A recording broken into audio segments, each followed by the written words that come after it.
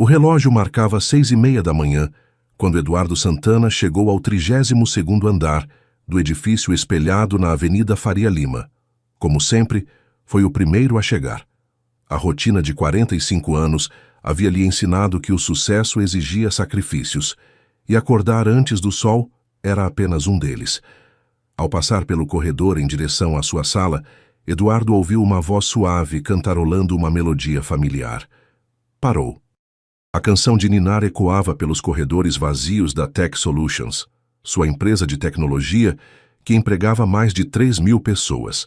Uma música que ele conhecia de algum lugar muito distante, como um eco perdido na memória. Dorme, meu menino, que a mamãe está aqui.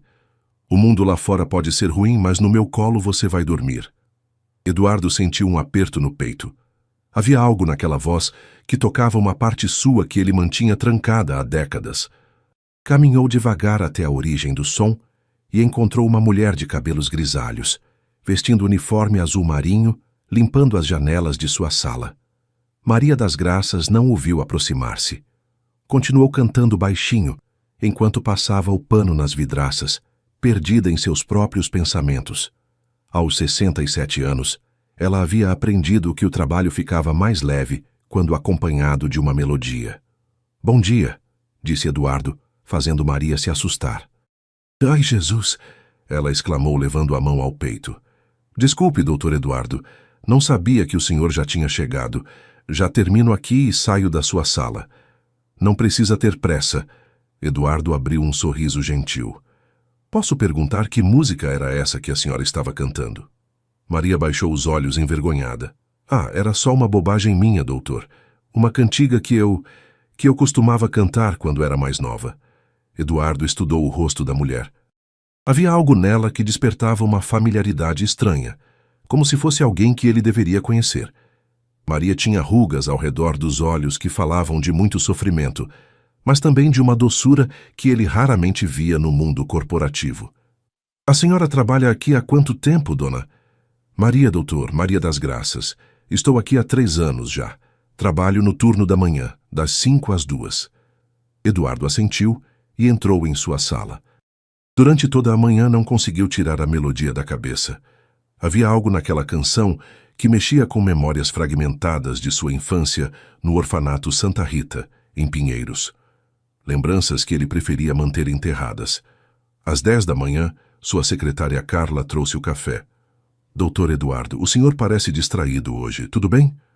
Carla, você pode me trazer o arquivo da funcionária Maria das Graças? Ela trabalha na limpeza. Claro, doutor. Posso perguntar por quê?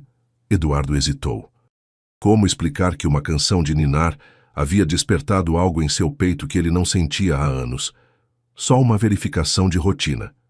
20 minutos depois, Carla voltou com uma pasta fina. Aqui está, doutor. Dona Maria é uma funcionária exemplar. Nunca faltou, nunca chegou atrasada. O pessoal do RH só tem elogios para ela. Eduardo abriu o arquivo. Maria das Graças Silva, 67 anos, viúva, endereço em Cidade Tiradentes. Trabalhos anteriores: doméstica, cozinheira, faxineira. No campo parentes próximos estava escrito apenas nenhum. Algo se contraiu no peito de Eduardo. Ele sabia bem o que significava não ter ninguém no mundo. Nascido Eduardo Silva, sobrenome que ele próprio mudara para Santana aos 18 anos, fora deixado no orfanato aos 5 anos de idade. Não tinha lembranças claras de antes disso, apenas fragmentos, o cheiro de comida caseira, uma voz feminina cantando, mãos calorosas afagando seu cabelo, e sempre aquela canção de ninar. O sucesso que construíra ao longo dos anos não havia preenchido o vazio deixado pela ausência de uma família. Mesmo casado com Patrícia há 15 anos e pai de 2 adolescentes, Lucas e Marina, Eduardo sentia que havia uma parte sua que permanecia órfã. Nos dias seguintes, Eduardo começou a observar Maria mais atentamente. Chegava cedo para vê-la trabalhando, notava como ela tratava os outros funcionários com carinho maternal, como sempre tinha uma palavra gentil para quem estava triste ou preocupado. Na quinta-feira dessa semana, presenciou uma cena que o marcou profundamente. Marcos, um jovem estagiário, havia recebido a notícia de que sua mãe estava internada. Eduardo viu Maria se aproximar do rapaz, que chorava no corredor. "Filho, posso te dar um abraço?" perguntou ela, abrindo os braços. Marcos se deixou envolver pelo abraço caloroso da faxineira. Maria o balançou levemente, como se ninasse uma criança. "Sua mãe vai ficar bem, você vai ver. Mãe é guerreira, não desiste fácil. E mesmo quando ela não estiver mais aqui fisicamente, o amor que ela sente por você vai continuar para sempre no seu coração." Eduardo sentiu os olhos marearem. Havia algo na forma como Maria falava sobre amor maternal que tocava diretamente em sua ferida mais profunda. Naquela noite em casa, Eduardo estava inquieto. Patrícia notou sua distração durante o jantar. "Amor, você está estranho essa semana. Aconteceu alguma coisa na empresa?" Eduardo olhou para a esposa, uma mulher elegante de 42 anos, executiva de marketing. Depois observou seus filhos. Lucas, 17 anos, focado no celular, e Marina, 15, reclamando da prova de matemática. "Patrícia, você se lembra daquela cantiga que eu às vezes cantarolo quando estou distraído? Aquela que você diz que não sabe de onde conhece? Dorme, meu menino, que a mamãe está aqui?" "Essa mesma. Ouvi uma funcionária cantando igual essa semana." Patrícia deu de ombros. "Deve ser uma música popular antiga. Por que a curiosidade?" Eduardo não soube explicar. Simplesmente havia algo naquela coincidência que não conseguia ignorar. Na sexta-feira, decidiu agir. Esperou Maria terminar o expediente e a abordou no estacionamento. "Dona Maria, posso falar com a senhora um momento?" Maria pareceu nervosa. "Claro, doutor Eduardo. Fiz alguma coisa errada?" "Não, pelo contrário.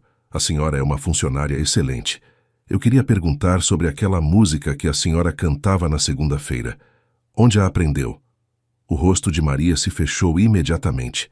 Uma sombra de dor passou por seus olhos. "Ah, doutor, isso é uma coisa muito antiga. Eu costumava cantar para meu filho quando ele era pequeno." Eduardo sentiu o coração acelerar. "A senhora tem filhos?"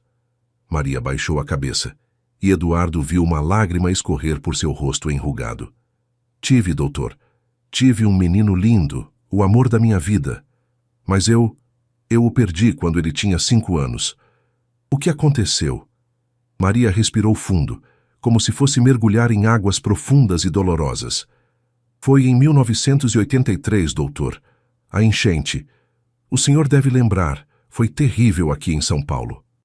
Nós morávamos numa casinha na Bela Vista, perto do córrego. Quando a água começou a subir, eu peguei meu Dudu no colo e saí correndo." Eduardo sentiu como se o mundo tivesse parado. Dudu era o apelido que ele recordava vagamente de sua infância. Mas a correnteza estava muito forte. Maria continuou perdida nas lembranças. "Eu escorreguei, caí na água, e quando consegui me agarrar numa grade, meu menino não estava mais comigo. Procurei por ele durante dias, semanas, meses.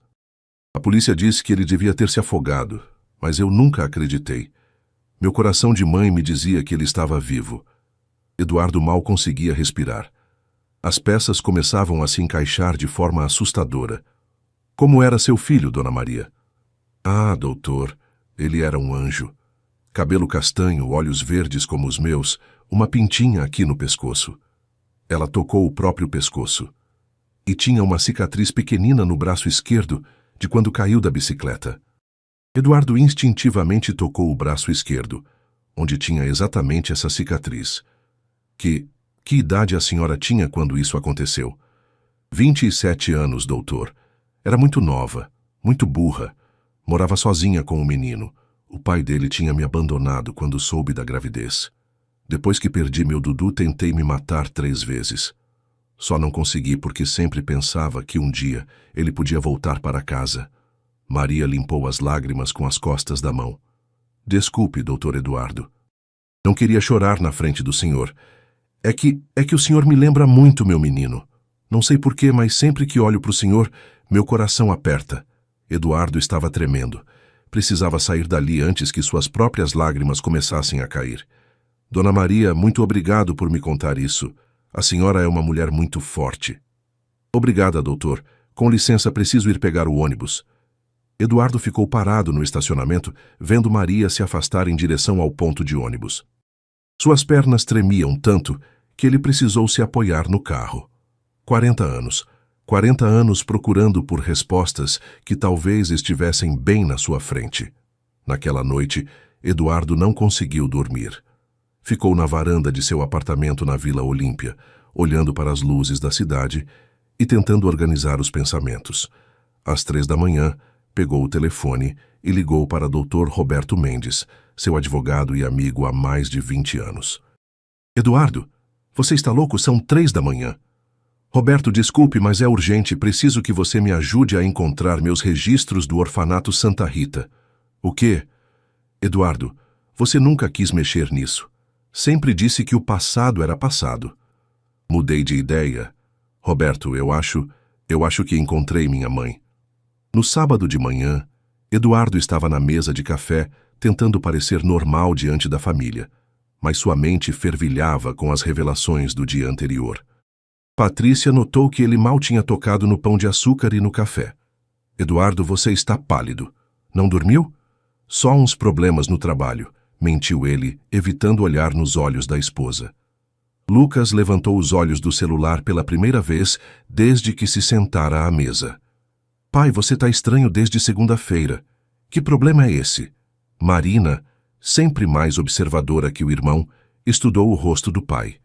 Pai, isso tem a ver com aquela música que você fica cantarolando? Você parece, sei lá, assombrado. Eduardo forçou um sorriso. É impressão de vocês. Vou sair um pouco hoje, resolver umas coisas. Dr. Roberto havia concordado em encontrá-lo no escritório numa manhã de sábado.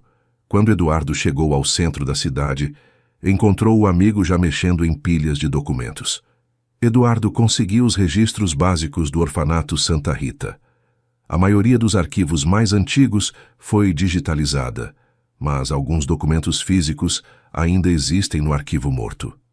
Roberto era um homem de 50 anos, cabelos grisalhos que conhecia Eduardo desde os tempos de faculdade. Fora ele quem havia ajudado Eduardo a mudar legalmente seu sobrenome de Silva para Santana aos 18 anos. O que você encontrou?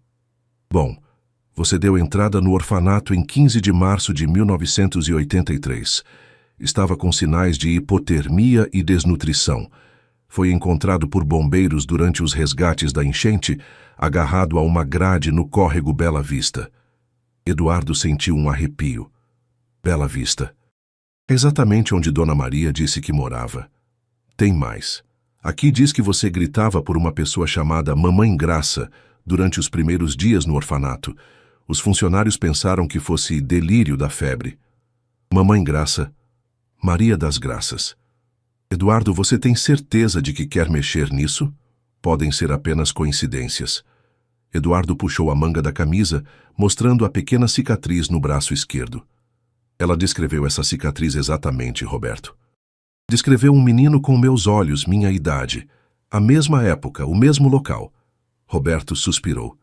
Está bem. Vamos fazer isso direito, então. Preciso de uma amostra de DNA dela para comparar com o seu. Não quero assustá-la ainda. Deixa eu investigar mais um pouco. Eduardo, cuidado para não criar expectativas. 40 anos é muito tempo.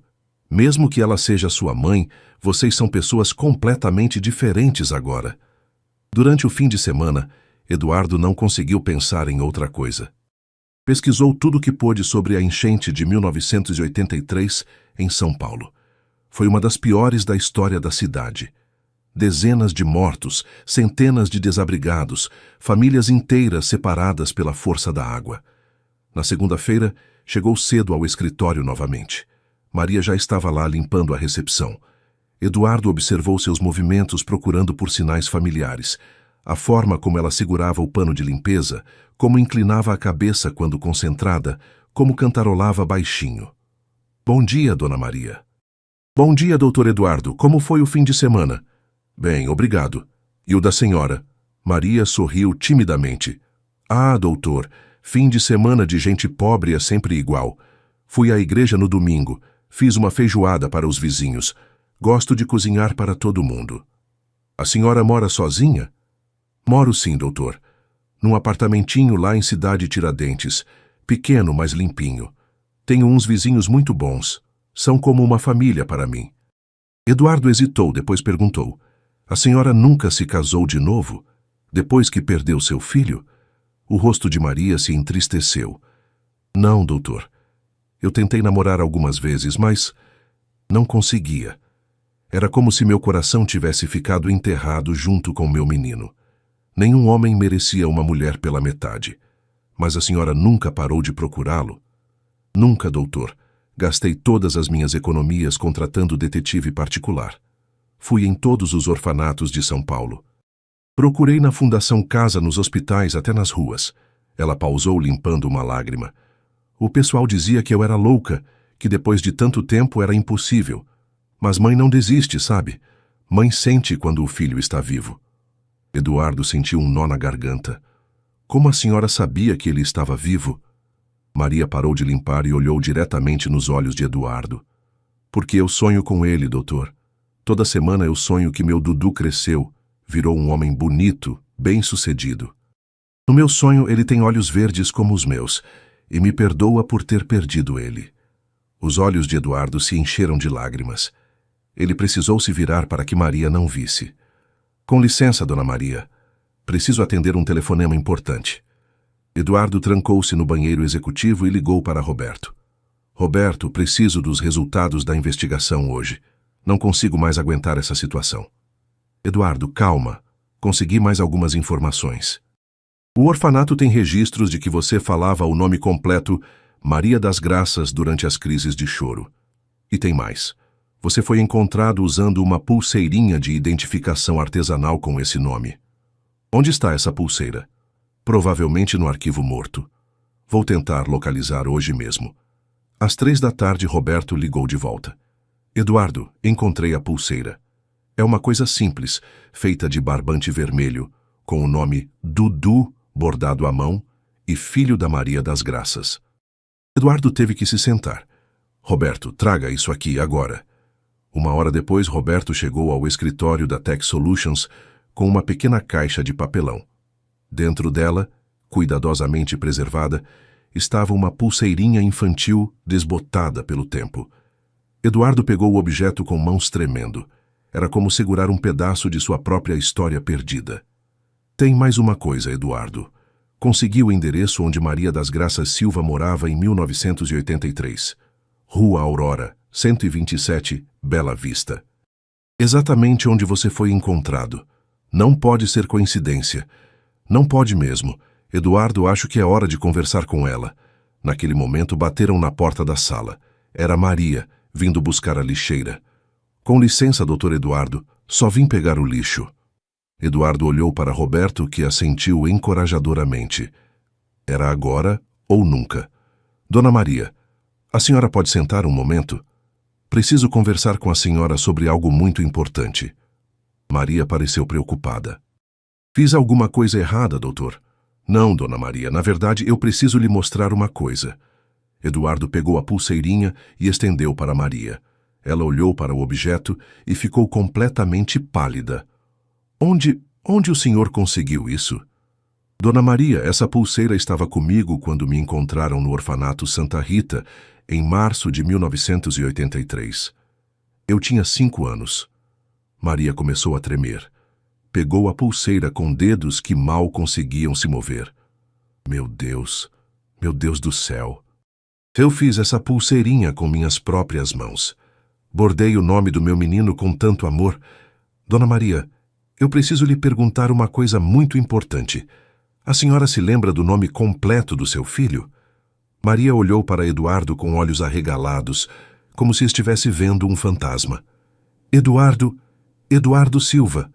Eu chamava ele de Dudu, mas o nome dele era Eduardo Silva. O silêncio na sala foi ensurdecedor. Roberto se levantou discretamente, deixando mãe e filho sozinhos. Eduardo se ajoelhou diante de Maria, que ainda segurava a pulseirinha. Mãe, eu sou o Dudu. Eu sou seu filho. Maria começou a chorar compulsivamente. Suas mãos tremiam tanto que ela mal conseguia falar. Não pode ser. Meu menininho. Sou eu, mãe. Cresci, virei um homem, mas sou eu. Sempre me lembrei da sua voz cantando aquela música. Maria tocou o rosto de Eduardo com mãos trêmulas, como se precisasse confirmar que ele era real. Dudu? Meu Dudu? Você está vivo? Você cresceu?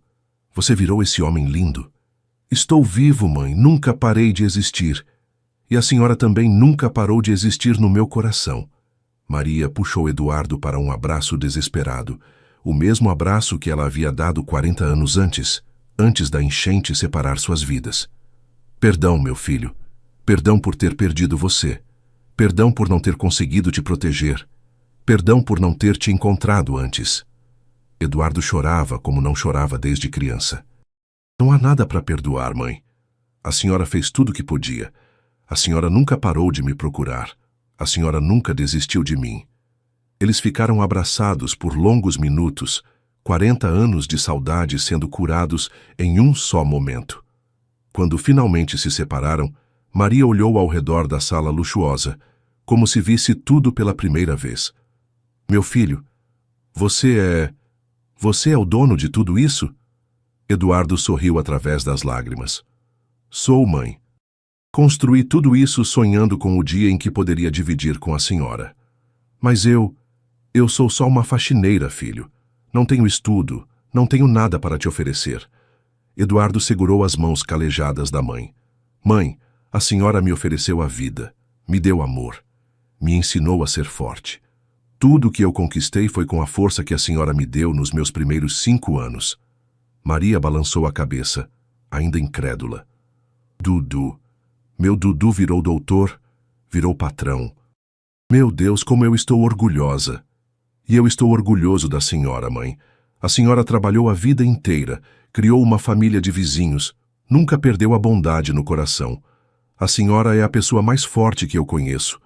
Naquele momento, Roberto voltou discretamente à sala.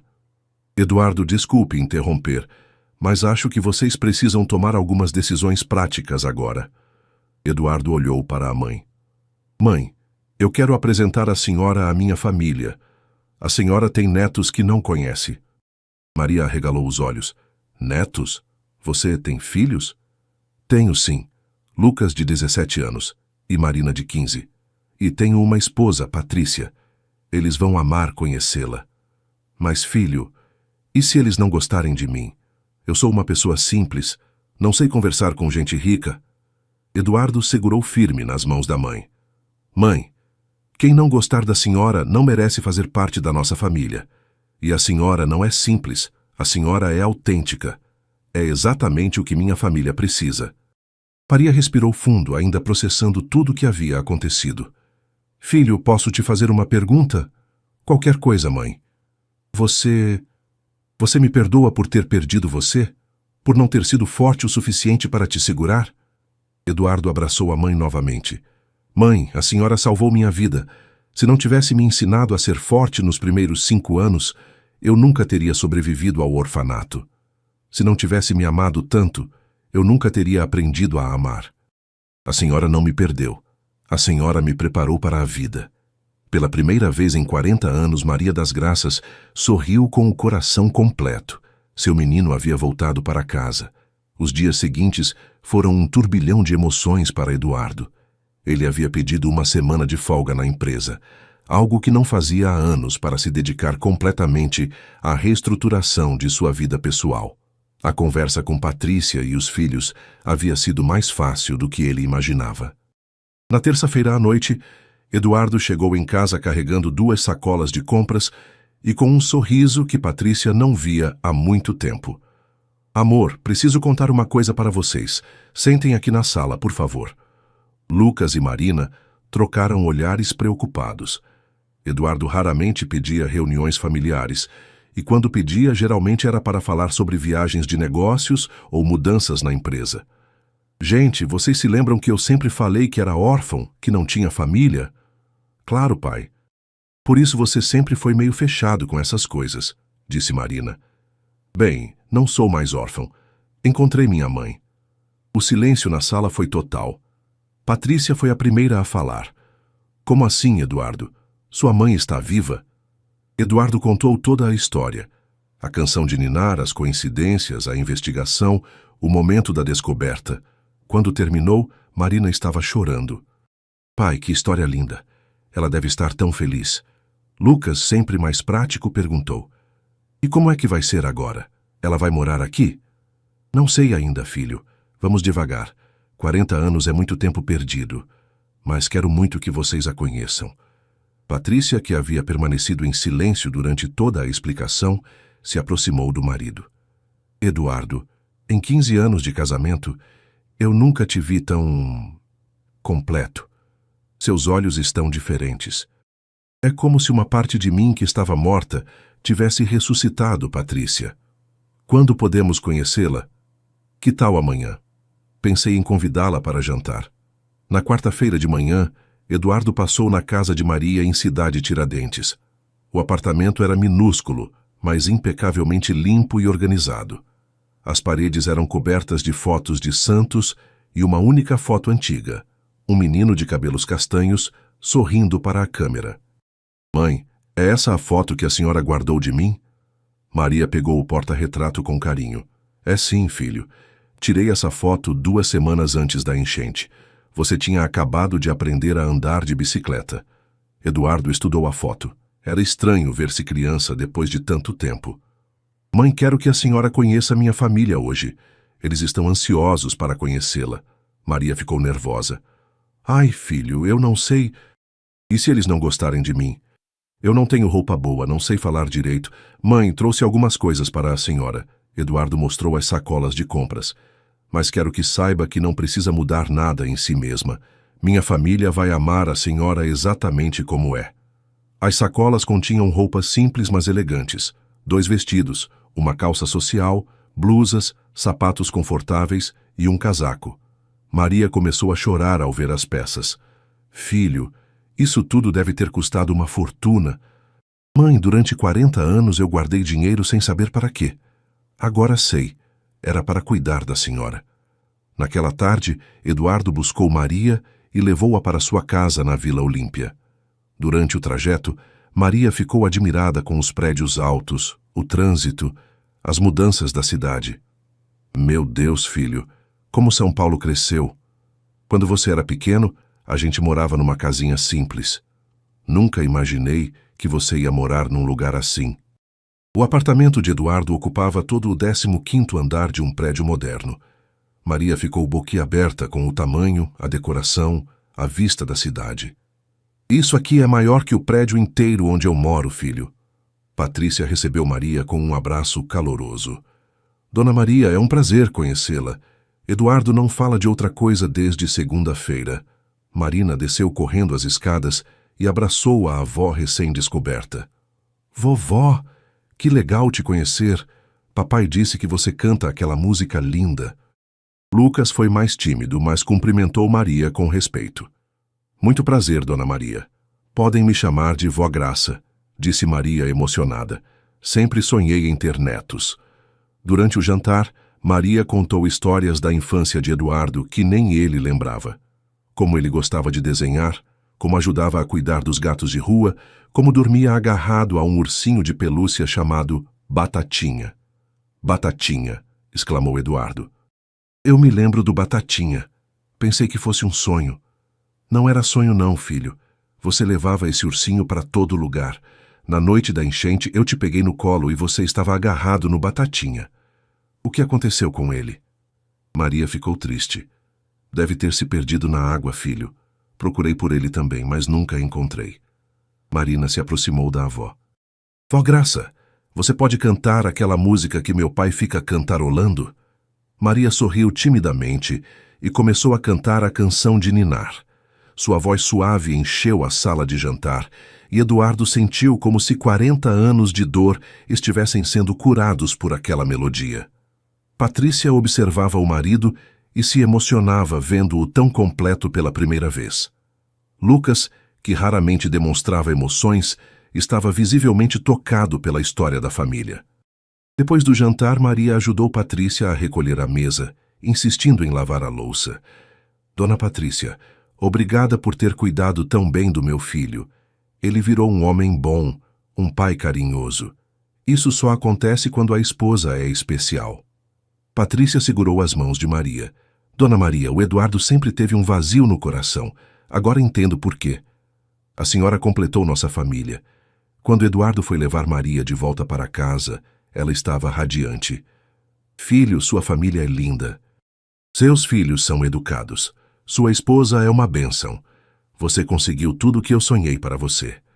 Mãe, a partir de agora a senhora faz parte dessa família. Nunca mais vai ficar sozinha.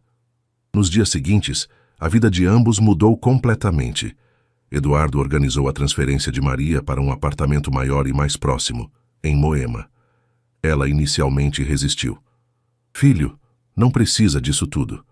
Estou acostumada com minha vidinha simples. Mãe, não é sobre o que a senhora precisa. É sobre o que eu preciso. Preciso saber que a senhora está bem perto de mim, confortável. Maria também pediu demissão da empresa, mas Eduardo tinha outros planos. Mãe, quero oferecer um trabalho diferente para a senhora. Que tal ser coordenadora do programa social da empresa? Mas, filho, eu não entendo dessas coisas. A senhora entende de cuidar de pessoas. É exatamente isso que preciso. A ideia havia surgido durante uma conversa com Roberto sobre como usar a descoberta para algo maior. Eduardo, vocês dois passaram por algo traumático que separa milhares de famílias. Que tal usar sua posição para ajudar outros?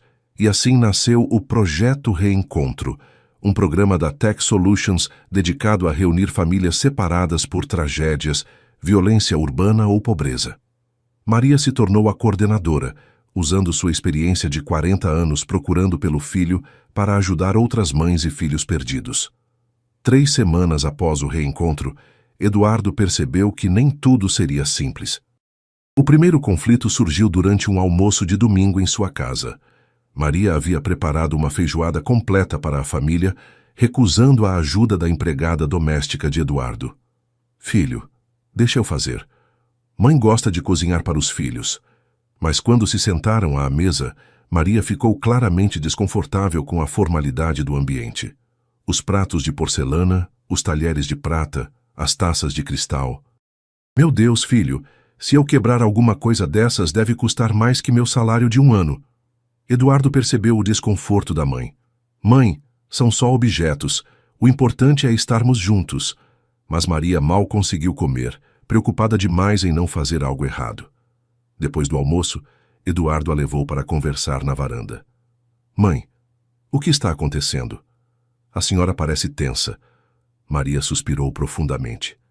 Filho, eu fico olhando tudo isso aqui e pensando, que direito eu tenho de estar nesse lugar? Eu que perdi você, que não consegui te dar nada quando era pequeno. Mãe, a senhora me deu tudo. Me deu amor, me deu força. Mas não consegui te dar segurança, Eduardo. Não consegui te proteger. E agora você conquistou tudo isso sozinho, sem mim. Eu não fiz parte de nada disso. Eduardo sentiu o coração apertar.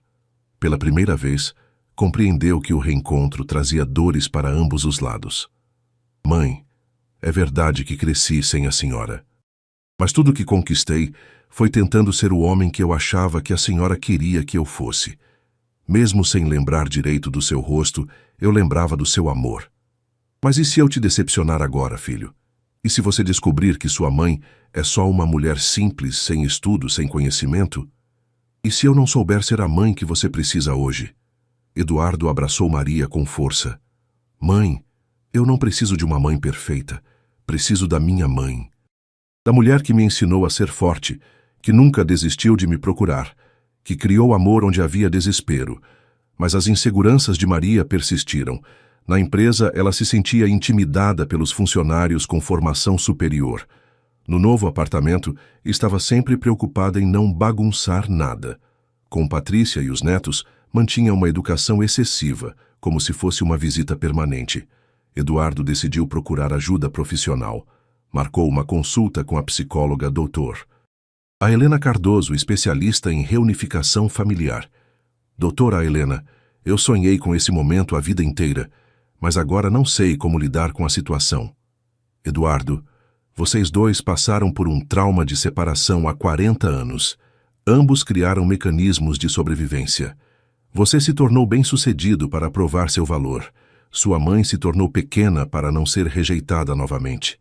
Agora precisam desconstruir essas defesas. Como fazemos isso? Primeiro, vocês precisam processar a dor da separação. Segundo, precisam construir uma nova relação, não tentar recuperar a de 40 anos atrás. Vocês não são mais a mesma mãe e o mesmo filho de 1983. Eduardo convenceu Maria a participar das sessões de terapia familiar. Inicialmente, ela resistiu. Filho, isso é coisa de gente rica. Gente como eu resolve os problemas conversando com o padre ou com as comadres. Mãe, vamos tentar, por favor. As primeiras sessões foram difíceis. Maria chorava muito, carregando uma culpa de décadas. Doutora, eu era uma mãe terrível. Perdi meu filho. Que tipo de mãe perde o próprio filho? Maria, você estava em uma situação de catástrofe natural. Salvou sua própria vida para poder continuar procurando por ele. Isso não é falha maternal, é instinto de sobrevivência. Eduardo também precisou confrontar suas próprias feridas. Doutora, durante anos eu criei uma fantasia de como seria minha mãe.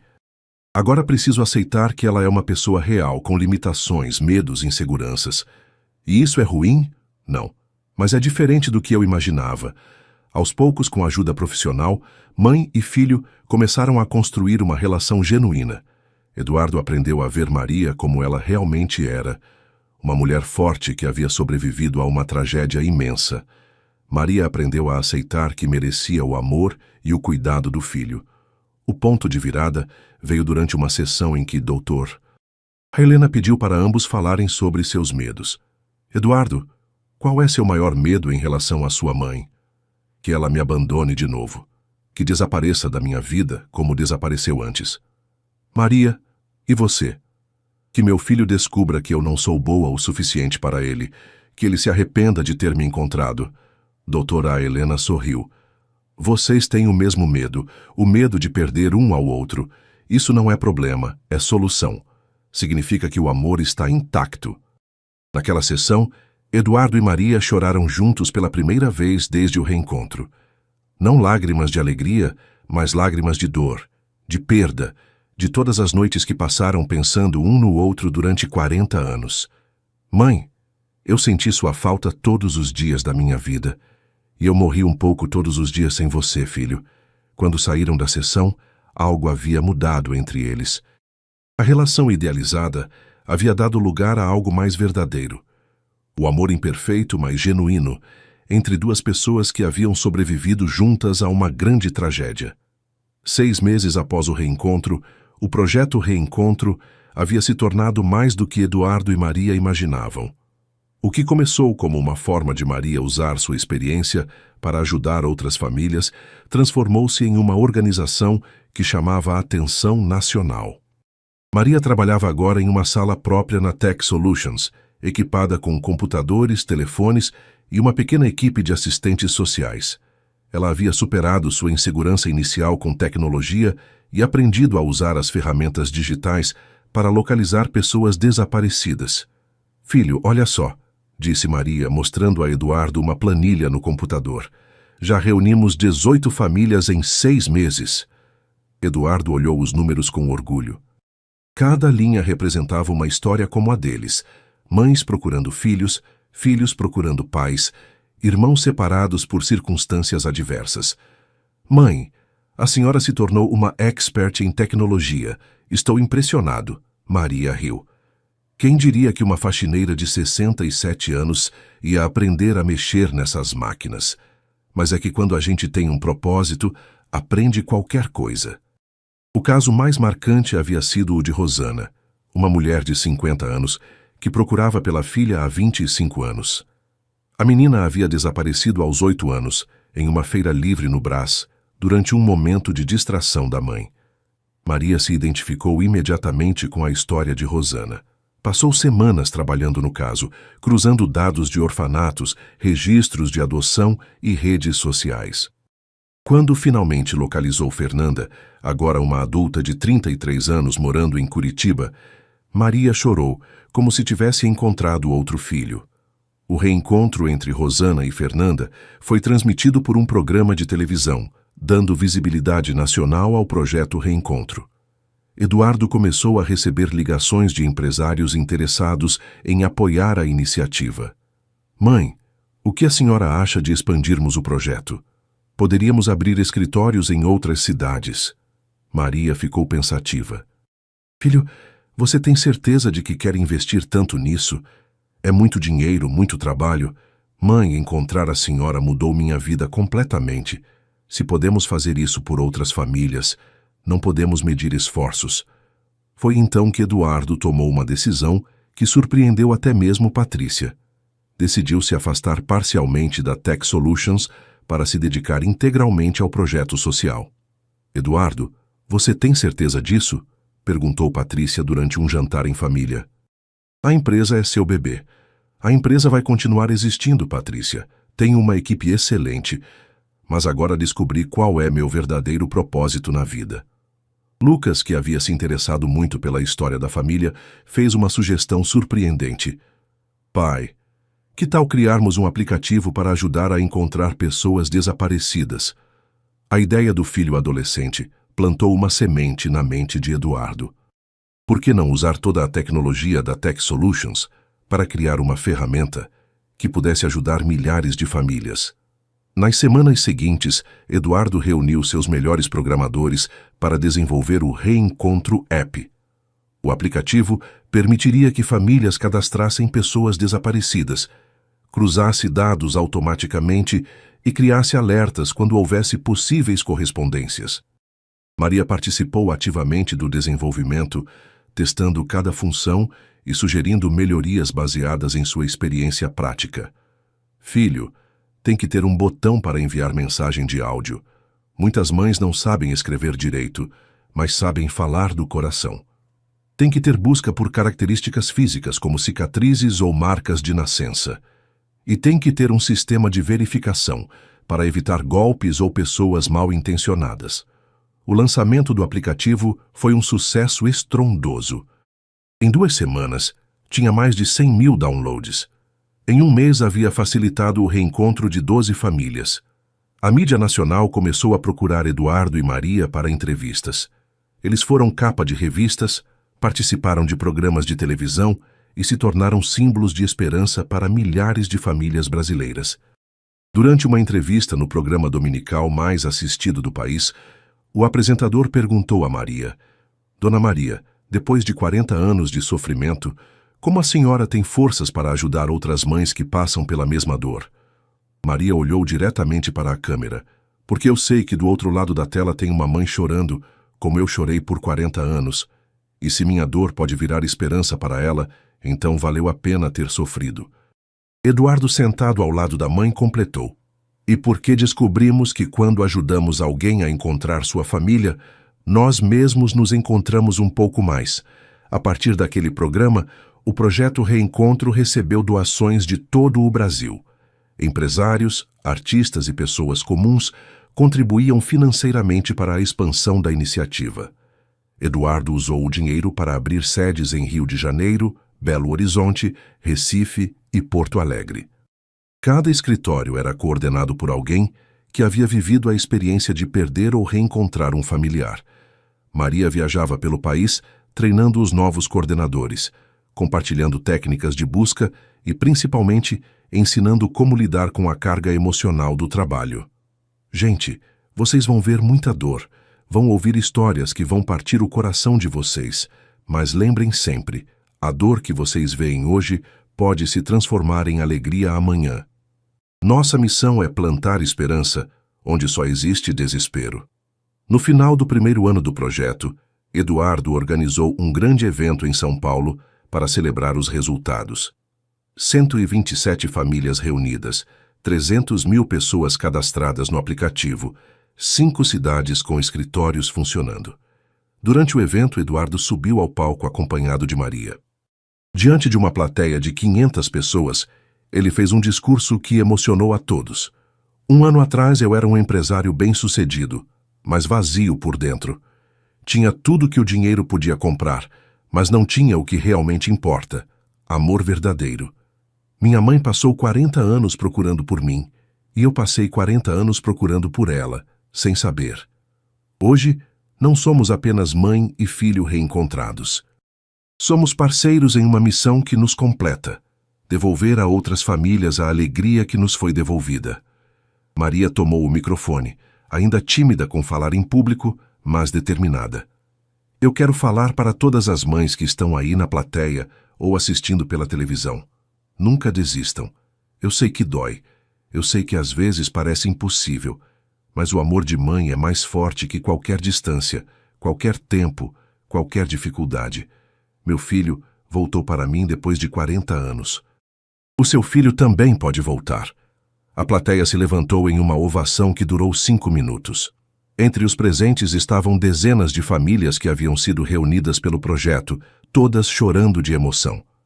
Naquela noite, Eduardo voltou para casa sentindo-se realizado de uma forma que o sucesso empresarial nunca havia proporcionado.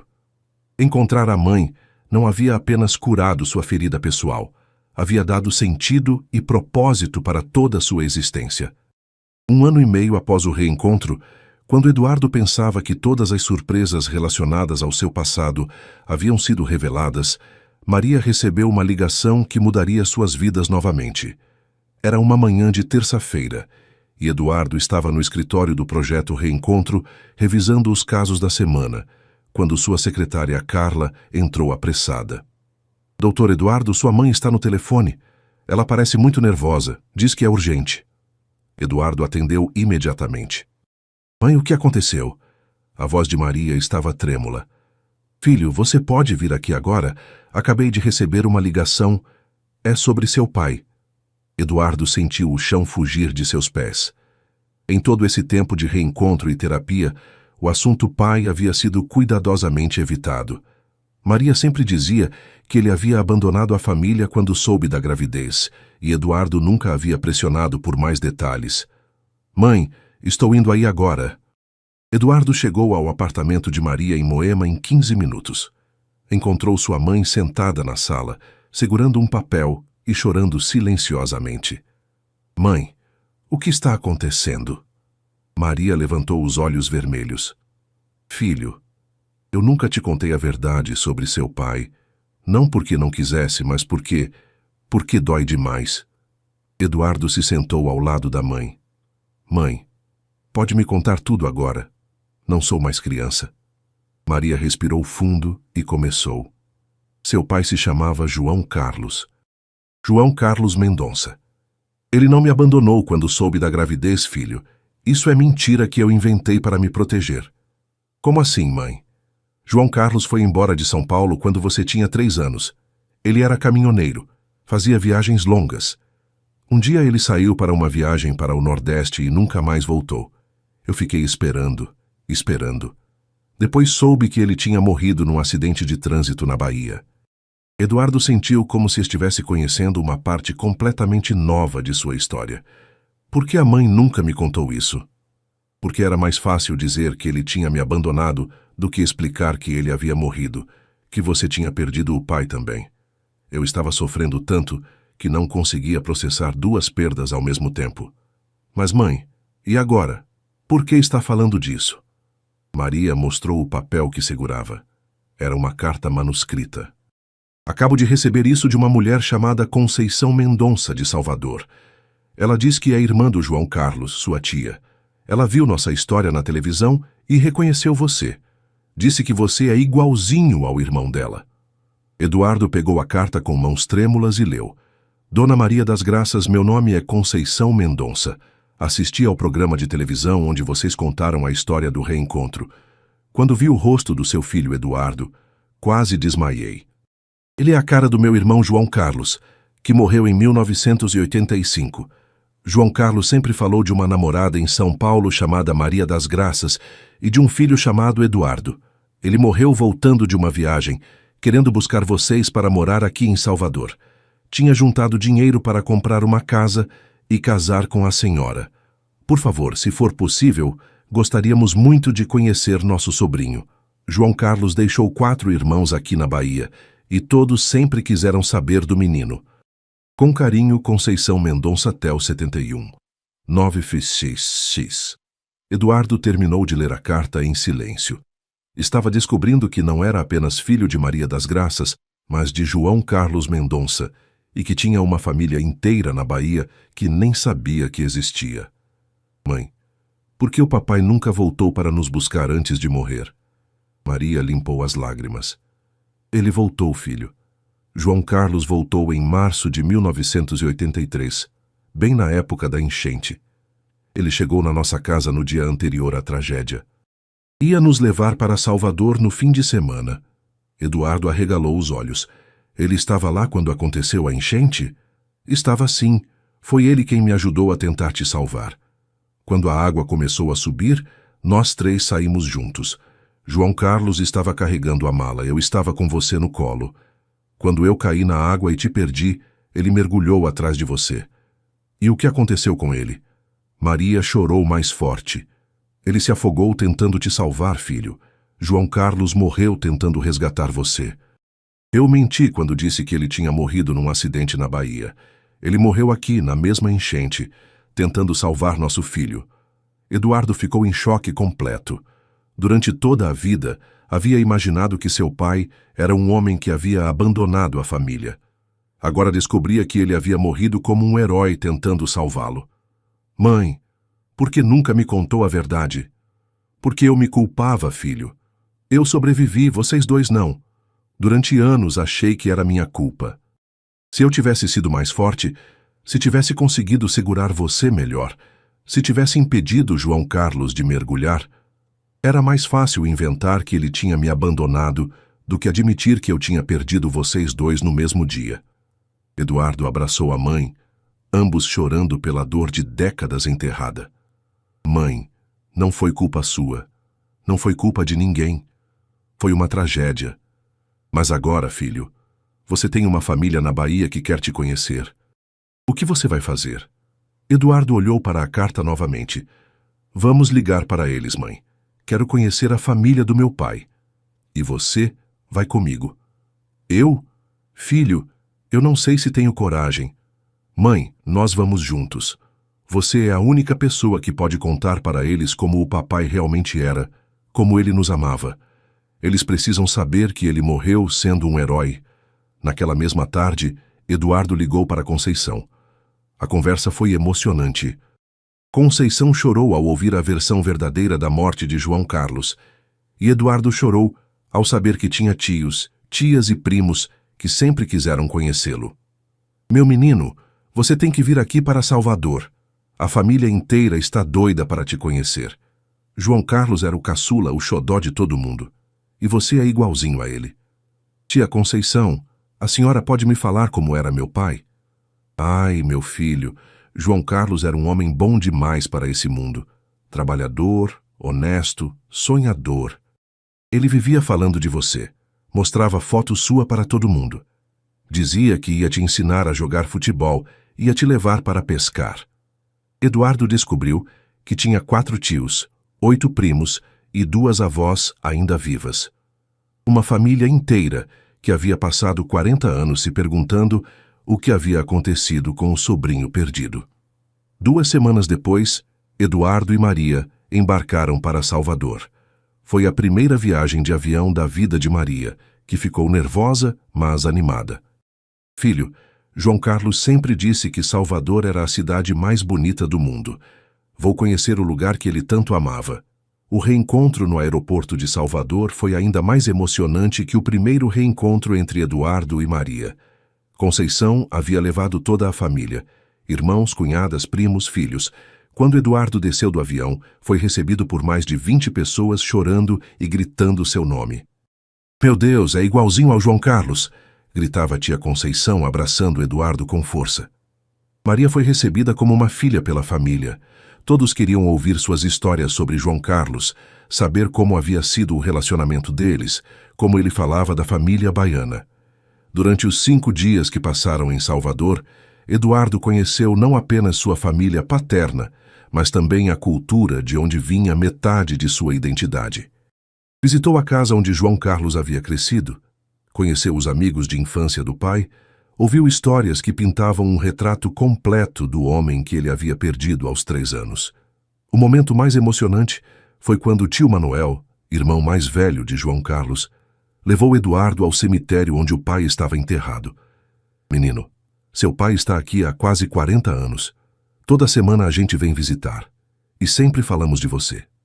Ele deve estar feliz demais sabendo que você cresceu e virou um homem de sucesso. Eduardo ficou parado diante do túmulo do pai por quase 1 hora. Finalmente falou: Pai, sei que o senhor não pode me ouvir, mas quero que saiba que descobri a verdade. Sei que o senhor morreu tentando me salvar. Sei que me amava. E sei que ficaria orgulhoso do homem que eu me tornei. Obrigado por ter amado minha mãe. Obrigado por ter me dado a vida. E obrigado por ter morrido como um herói. Naquela viagem, Eduardo não apenas conheceu a família paterna, decidiu também expandir o projeto Reencontro para o Nordeste, com a primeira sede em Salvador, coordenada por Prima Teresa, assistente social que havia se interessado muito pelo trabalho desenvolvido em São Paulo.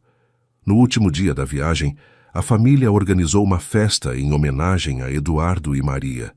Durante a festa, tio Manuel fez um brinde. Há 40 anos, perdemos João Carlos numa tragédia. Pensamos que tínhamos perdido você também, Eduardo. Hoje descobrimos que João Carlos deixou o maior presente que podia deixar. Um filho que virou um homem bom, que encontrou sua mãe, que ajuda outras famílias a se reencontrarem. João Carlos não morreu em vão. Ele plantou uma semente que virou uma árvore grande, cheia de frutos bons. Eduardo se levantou para responder ao brinde. Tio Manuel, família, eu passei 40 anos me sentindo órfão. Hoje descobri que nunca fui órfão. Tinha uma mãe que nunca parou de me procurar. E tenho uma família paterna que nunca parou de me amar. João Carlos e Maria das Graças me deram mais do que vida. Me deram raízes. E com essas raízes, vou continuar ajudando outras pessoas a encontrarem as suas. Quando voltaram para São Paulo, Eduardo e Maria estavam transformados novamente. Não apenas tinham se reencontrado como mãe e filho.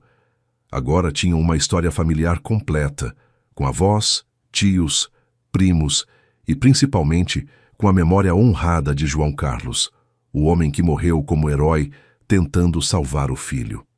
2 anos após o primeiro reencontro, o Projeto Reencontro havia se tornado uma das maiores organizações sociais do Brasil. Com escritórios em 12 cidades e mais de 500 famílias reunidas, Eduardo e Maria haviam se tornado símbolos nacionais de esperança e perseverança. Mas o caso que mais os marcaria ainda estava por vir. Em uma manhã de setembro, Maria estava atendendo ligações no escritório quando recebeu uma chamada que a deixou completamente abalada. Alô, é do Projeto Reencontro? Perguntou uma voz feminina jovem. Sim, aqui é Maria das Graças. Como posso ajudá-la? Dona Maria, meu nome é Camila. Eu acho que você pode ser minha avó. Maria quase deixou o telefone cair. Como assim, querida? Eu vi vocês na televisão, a história de vocês. Minha mãe se chamava Lúcia Silva. Ela sempre me disse que eu tinha uma avó em São Paulo, chamada Maria das Graças, que tinha perdido um filho numa enchente em 1983. O coração de Maria disparou.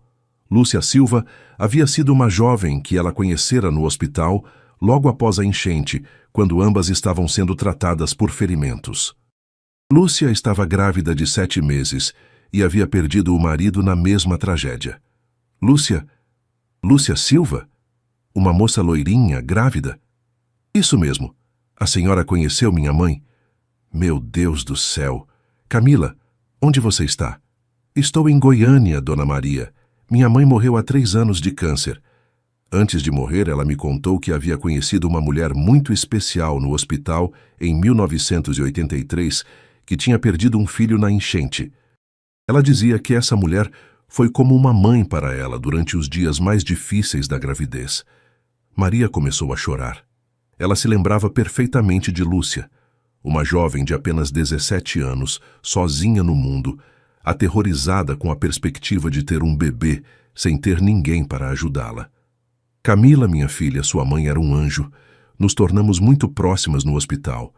Eu estava destroçada pela perda do meu Dudu e ela estava apavorada com a gravidez. Cuidamos uma da outra. Dona Maria, minha mãe sempre disse que a senhora prometeu que seria minha avó do coração, já que eu não ia ter avós de verdade. Maria recordou-se perfeitamente do momento. Nos últimos dias no hospital, quando Lúcia estava prestes a dar à luz, ela havia segurado as mãos da jovem e dito: Filha, esse bebê vai nascer cercado de amor. Eu vou ser a avó do coração dele, e você vai ser como uma filha para mim. Lembro sim, minha filha. Mas depois que saímos do hospital, eu estava tão perdida na minha própria dor que perdi o contato com sua mãe. Sempre me arrependi disso. Dona Maria, minha mãe entendeu. Ela sabia que a senhora estava sofrendo muito, mas ela guardou o papelzinho com seu nome e sempre me falou de você.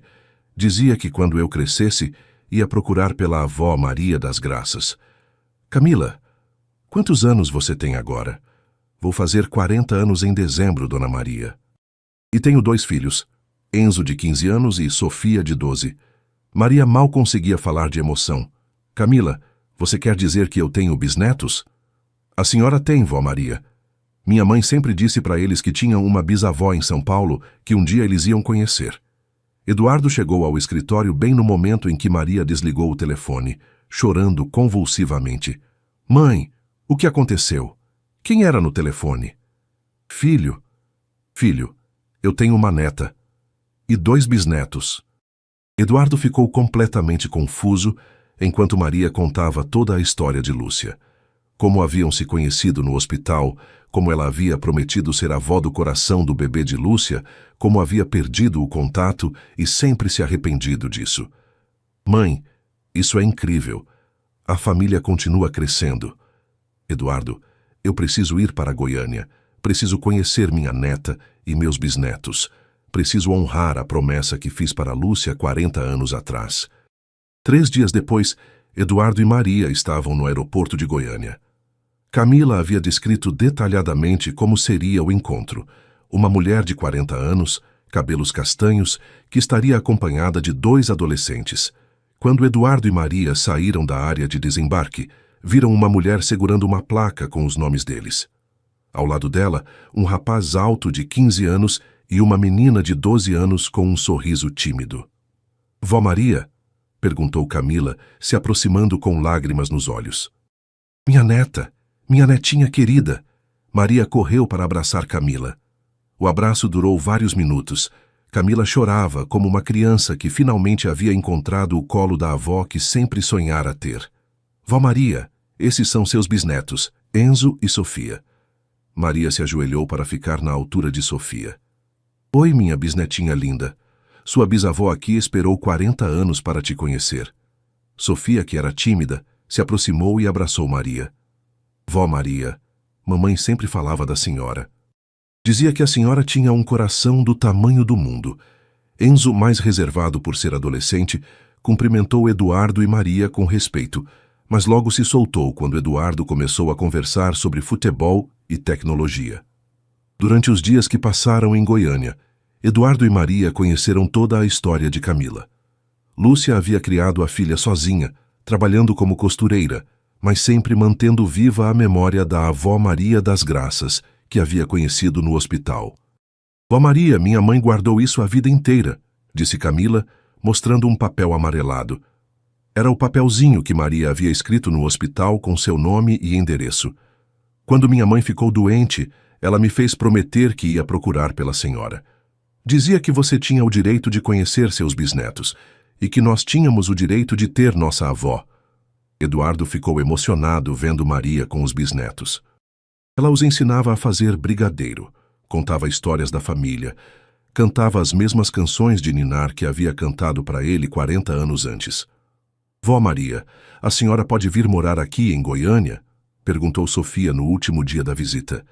Ai, minha netinha, a vovó precisa ficar em São Paulo por causa do trabalho, mas prometo que vocês vão passar as férias lá em casa e eu vou vir visitar vocês sempre. Camila puxou Eduardo para uma conversa particular.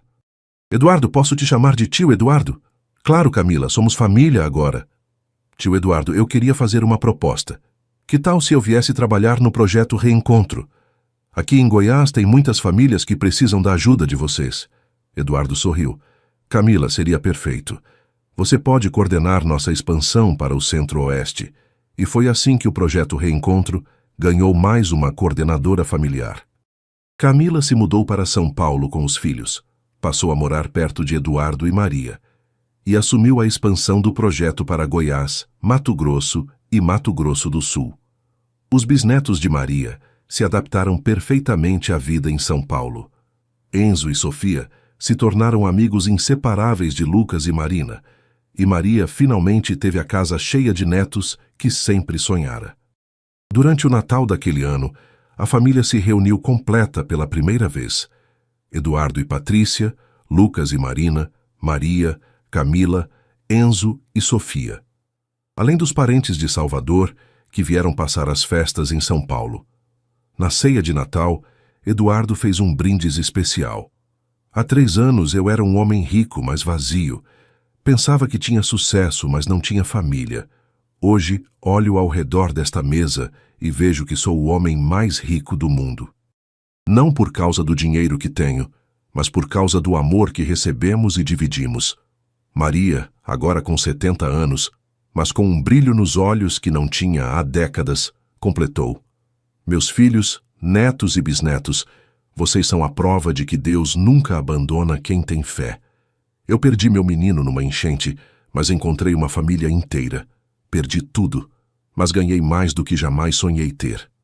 Camila levantou a taça. Um brinde à avó Maria, que plantou amor onde havia dor e colheu uma família onde havia apenas solidão. Todos brindaram, e naquele momento, Eduardo sentiu que o círculo havia se fechado completamente. Não apenas havia encontrado sua mãe, havia descoberto que o amor verdadeiro se multiplica quando é compartilhado. 5 anos depois, o auditório do Centro de Convenções Anhembi estava lotado. Mais de 5.000 pessoas haviam se reunido para o Encontro Nacional de Famílias Reunidas, evento anual organizado pelo projeto Reencontro. Eduardo, agora com 50 anos, observava da lateral do palco, enquanto Maria, aos 72 anos, mas ainda vibrante e ativa, fazia seu discurso de abertura. Meus queridos, quando eu era jovem e perdi meu filho numa enchente, pensei que minha vida havia acabado. Passei 40 anos carregando uma dor que parecia não ter fim. Hoje olho para esta plateia e vejo mais de 2.000 famílias que foram reunidas pelo projeto Reencontro nos últimos 5 anos. Cada uma dessas famílias representa um milagre, uma prova de que o amor é mais forte que qualquer distância, qualquer tempo, qualquer tragédia. A plateia se levantou em uma ovação calorosa. Entre os presentes estavam centenas de mães, pais, filhos, irmãos que haviam se reencontrado através do trabalho desenvolvido pela organização. O projeto Reencontro havia se tornado a maior iniciativa de reunificação familiar da América Latina. Com escritórios em 50 cidades brasileiras e parcerias internacionais, já havia reunido mais de 2.000 famílias. O aplicativo tinha mais de 5 milhões de usuários ativos, e a organização recebia reconhecimento mundial pelo trabalho desenvolvido. Eduardo subia ao palco para apresentar os números do último ano quando seu celular vibrou. Era uma mensagem de Lucas, agora com 22 anos e recém-formado em ciência da computação. Pai, estou no aeroporto de Londres. Consegui. A empresa britânica quer implementar nosso aplicativo na Europa. Eduardo sorriu.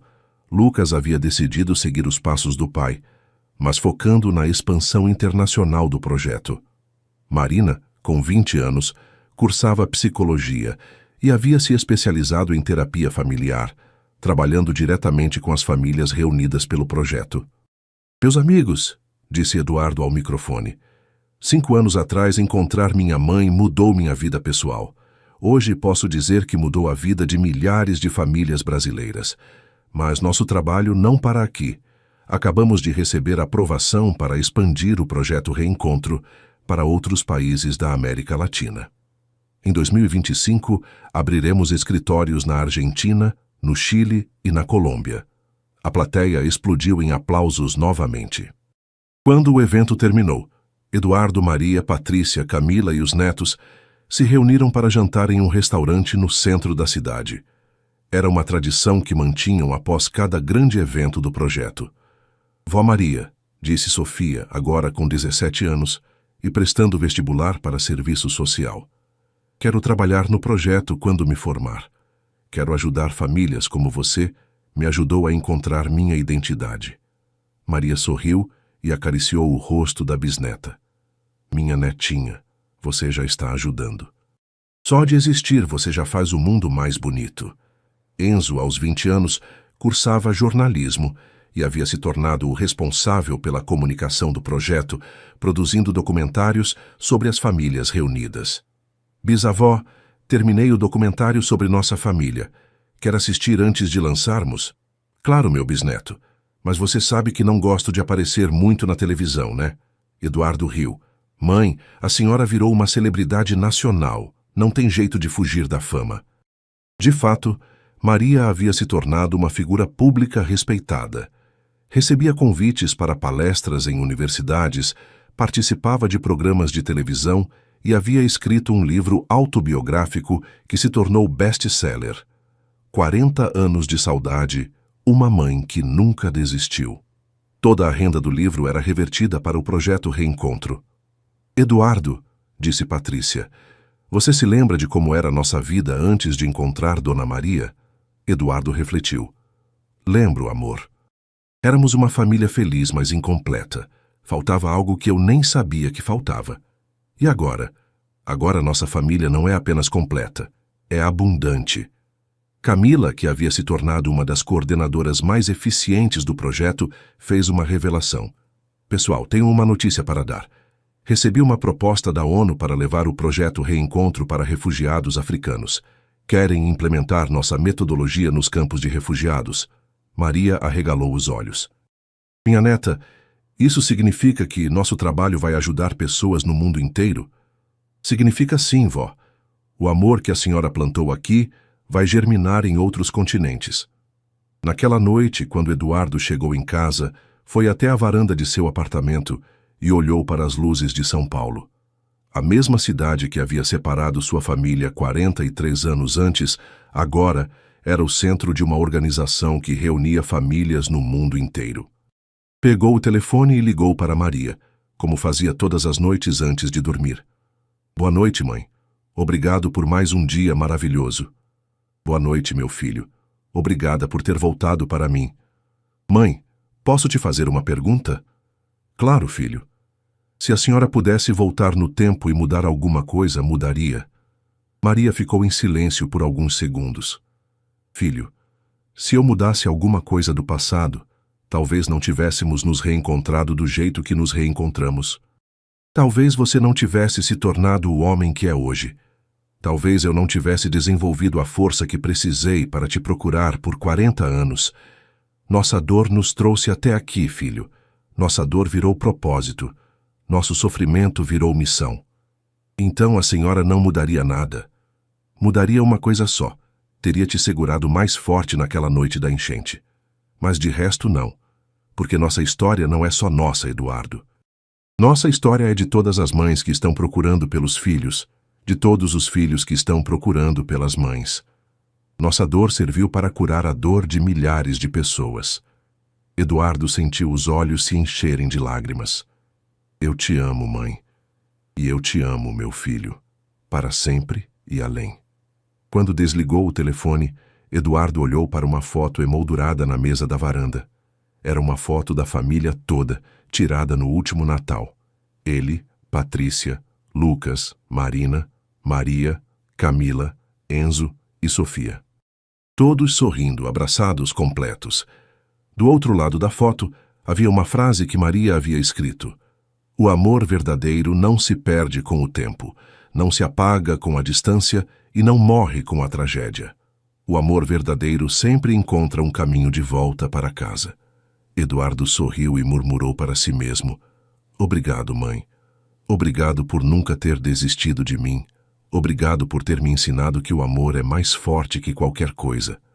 Naquela noite, Eduardo dormiu com o coração em paz, sabendo que havia encontrado não apenas sua família, mas também seu verdadeiro propósito na vida: provar para o mundo que nenhum amor verdadeiro é perdido para sempre. 5 anos antes, ele era apenas um empresário bem-sucedido. Agora era filho, pai, avô, líder de uma causa que transcendia fronteiras e tocava corações em todo o mundo. A enchente de 1983 havia separado mãe e filho. Mas o amor de 2024 havia reunido milhares de famílias, provando que mesmo as maiores tragédias podem gerar os mais belos milagres. Maria das Graças e Eduardo Silva Santana não eram mais apenas uma mãe e um filho que se reencontraram. Eram símbolos vivos de que a esperança nunca deve ser abandonada, de que o amor materno é indestrutível e de que quando encontramos nosso verdadeiro propósito na vida, podemos transformar nossa dor pessoal em cura coletiva. E assim, a história que começou com uma canção de ninar cantada por uma faxineira se tornou uma sinfonia de esperança que ecoava por todo o mundo, lembrando a todas as famílias separadas que o amor verdadeiro sempre encontra um caminho de volta para casa. Fim. Às vezes perdemos pessoas não porque o amor acabou, mas porque a vida precisava nos ensinar que o amor verdadeiro é indestrutível. E quando nos reencontramos, não voltamos ao que éramos, nos tornamos o que sempre fomos destinados a ser: mais fortes, mais sábios, mais completos. Maria das Graças Silva, aos 72 anos, no 5º Encontro Nacional de Famílias Reunidas.